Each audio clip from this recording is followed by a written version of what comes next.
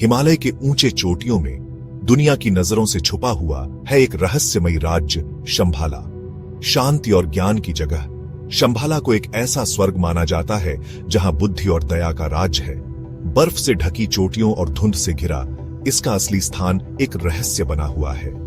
कुछ लोग मानते हैं कि ये एक असली जगह है, किसी दूरस्थ घाटी में बसा हुआ, जबकि दूसरे इसे आध्यात्मिक क्षेत्र मानते हैं जहां केवल आंतरिक परिवर्तन से ही पहुंचा जा सकता है। चाहे असली हो या काल्पनिक, शंभाला ने सदियों से साधकों और खोजकर्ताओं की कल्पनाओं को मोहित किया है। ऐसा कहा जाता है कि ये एक ऐसी जगह है जहां युगों का ज्ञान सुरक्षित है, एक परेशान दुनिया में आशा की किरण। शंभाला आम नजरों से छुपा रहता है।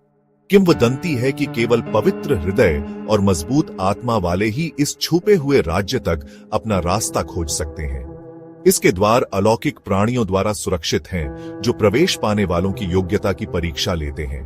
कुछ का मानना है कि शंभाला शक्तिशाली जादू से छुपा हुआ है, एक घूंघट जो इसे उन लोगों से छुपाता है जो इसकी बुद्धि को अपनाने के लिए तैयार नहीं है। दूसरों का सुझाव है कि इसका स्थान बदलता रहता है, पृथ्वी की आध्यात्मिक ऊर्जा के साथ।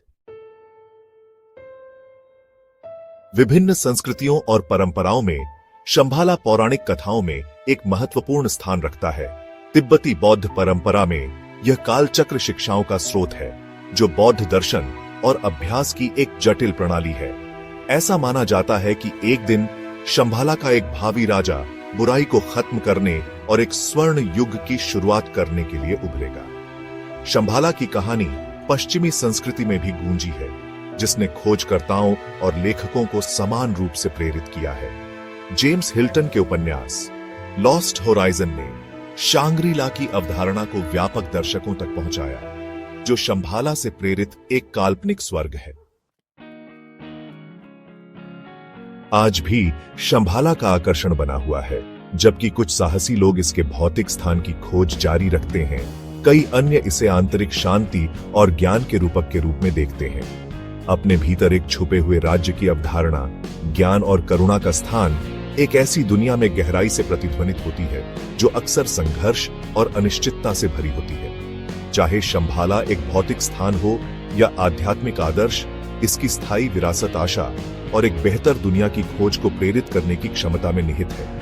यह हमें याद दिलाता है कि सबसे अंधेरे समय में भी परिवर्तन और ज्ञान की संभावना हमेशा बनी रहती है।